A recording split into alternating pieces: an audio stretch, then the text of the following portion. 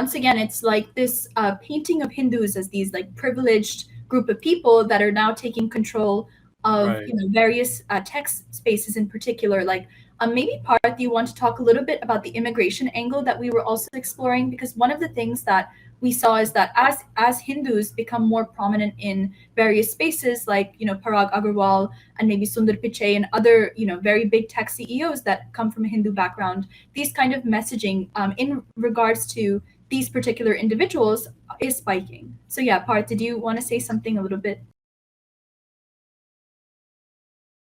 Yeah, of course. Yeah, thanks, Prasiddha. So, as we know, Hindu immigration and immigration from India into the US has been increasing in recent years.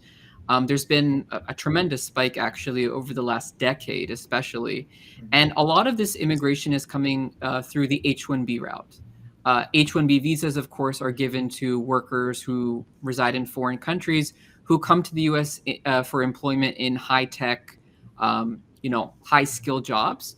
And so in many ways, this kind of confluence of both immigration coming in of a new group, right, which feeds into the very kind of hot button issue of xenophobia, something that has always been, unfortunately, within the American DNA. We've seen in the past when, Irish Catholics first came to this country that there was a huge movement against them. Then next it was, Chinese immigrants. And of course, after that, other Eastern European immigrants as well. And so now we're seeing the latest wave against Hindu people. But of course, many of these Hindu people are in high-tech jobs. And so, in many ways, that also feeds into this angle of anti-Semitism, wherein you are essentially blaming a community, or scapegoating is probably a better word, a community, as being responsible for the lack of success of others, for taking jobs away, and for also feeding into the society in which they are immigrating their own negative stereotypes and their own negative culture.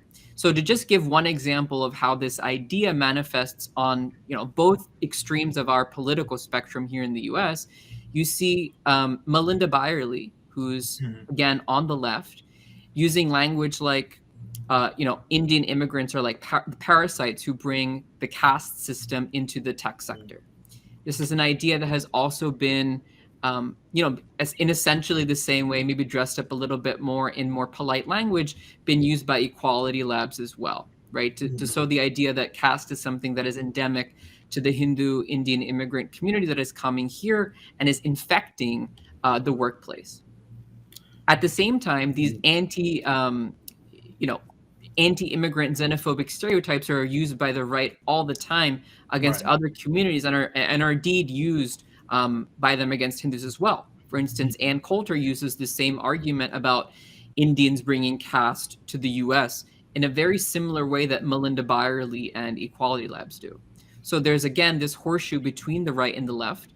And again, it's happening because there's this convergence of both a wave of immigration, and at the same time, those immigrants being perceived as being privileged and as being, people who are taking away, and at the same time, injecting into society something that is seen as stereotypically negative because of all of the tropes that we have around Hinduism and India. Please remember to subscribe to us and switch on the notifications for this channel. For our other social media links, more content, and to support our work, please visit citti.net. धन्यवाद, नमस्कार.